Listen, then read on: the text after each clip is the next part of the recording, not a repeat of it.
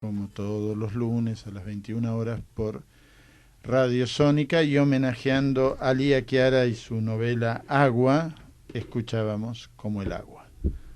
Bueno, vamos a presentarla a ella. Su nombre es Lía Chiara, es escritora. Publicó su primera novela, Agua, editada por Rosa Iceberg en plena pandemia, en 2021. Es profesora de lengua y literatura, da clases en la escuela preuniversitaria ETEC de la UBA de Lugano, en un secundario de adultos y además en el postítulo de ESI de INFOT, Ministerio de Educación de la Nación. Es especialista en literatura infantil y juvenil.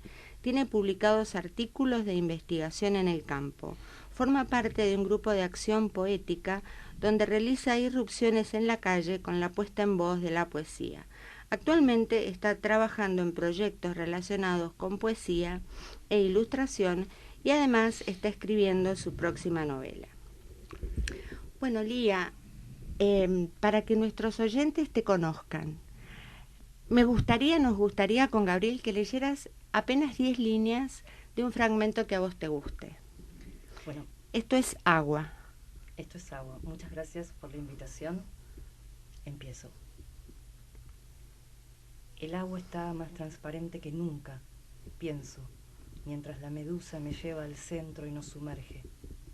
Una película brillante cubre el agua y entra por las fosas de mi cuerpo, que es blanco o gris.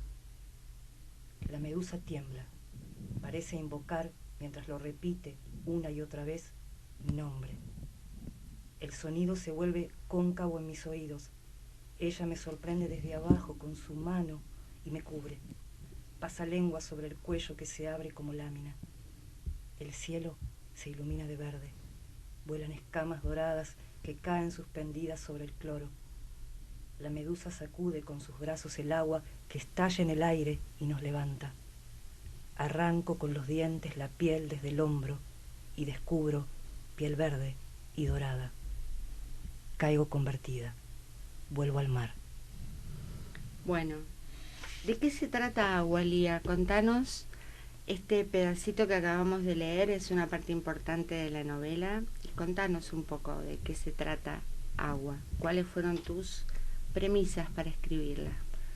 Bueno, pensé en Agua como una experiencia con el lenguaje y también como una transformación. Hay algo en esta narradora que empieza de una manera y termina o concluye de una manera diferente.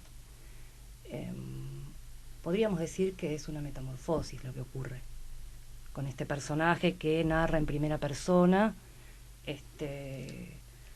y bueno, y en esa escritura, en esa voz en primera persona, lo que sucede es esa experiencia de transformación que se da en la narradora a través de lo que le va sucediendo en el cuerpo y en el lenguaje que va asomando con el correr de los capítulos. Uh-huh. ¿Nos podés decir algo de los personajes, así muy, muy cortito, sin spoilear y ni contar nada, pero un pequeño...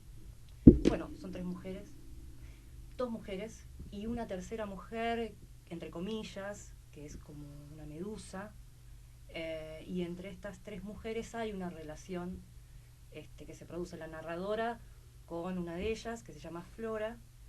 Que no está claro tampoco si es estrictamente, fluye ese personaje, ¿no? Sí, en el vínculo, decís, por ejemplo... No, me refiero a su sexo, no sabemos si es mujer, no estamos seguros si Flora o sí. O yo leí mal. Bueno, se llama Flora, podemos pensar que hay algo ahí de ese universo que puede remitir a algo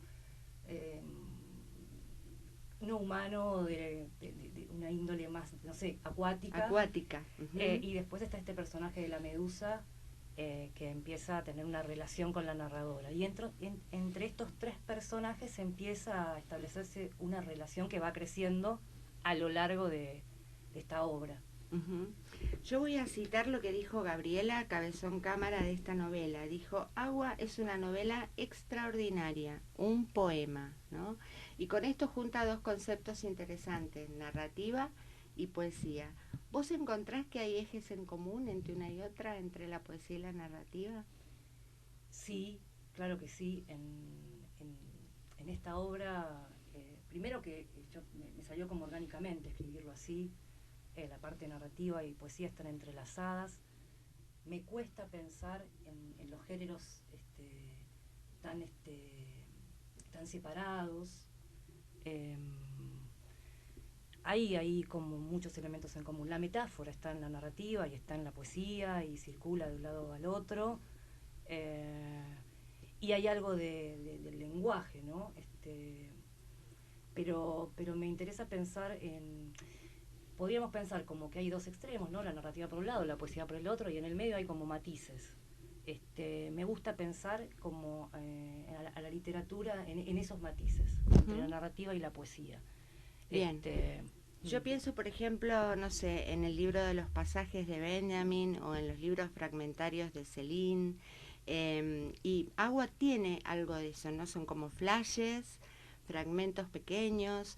Sin embargo, cuentan una historia con un lenguaje sumamente poético que sufre también una transformación que tiene que ver o va en paralelo con la transformación de la narradora. Sí.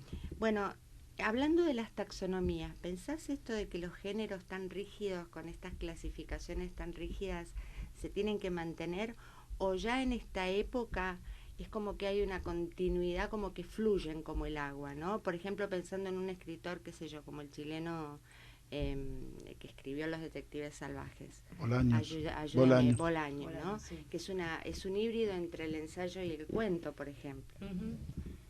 Bueno, pensar en los géneros como géneros no puros, digamos, donde uno puede ir incorporando otras voces. No sé, yo estoy pensando, por ejemplo, en la poesía de Mariano Blatt, por ejemplo, donde el lenguaje coloquial, el lenguaje de la calle aparece y forma parte de un poema, ¿no? A mí me parece que lo interesante es justamente eso, es cuando los géneros se vuelven híbridos, esta palabra que vos usás, o anfibios. Uh-huh. Para tener que ver con agua, ¿no? Anfibios. Totalmente. Y acercarse a un texto de estas características, en donde en principio me voy a encontrar con una narrativa, pero esa narrativa está plagada de imágenes y de una musicalidad particular, bueno, hace pensar en esos bordes entre los géneros.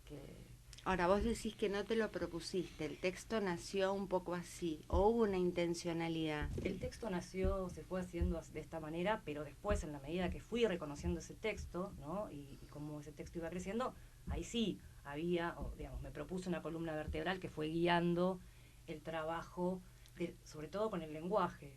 La estructura, claro, y el lenguaje. Sí, hay algo ahí de, por ejemplo, decisiones con respecto a dónde colocar artículos, en qué parte Exacto. desarticular el lenguaje, en qué parte otorgarle más fluidez.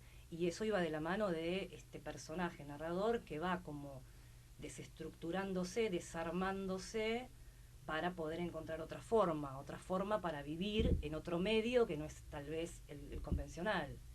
Uh-huh. Bien, quedamos acá y vamos un poco de música y mirá vos qué coherente todo. Aparte quiero decir algo, lo educada que es Lía, que le pronuncié mal el apellido, diciéndole Chiara, y ella nada, imperturbable. Es Chara. Es Chara. ¿Ese es Faradí? Sí. Sí. Pero digo, coherente porque la novela se llama Agua y lo publica con Rosa Iceberg, que se forma.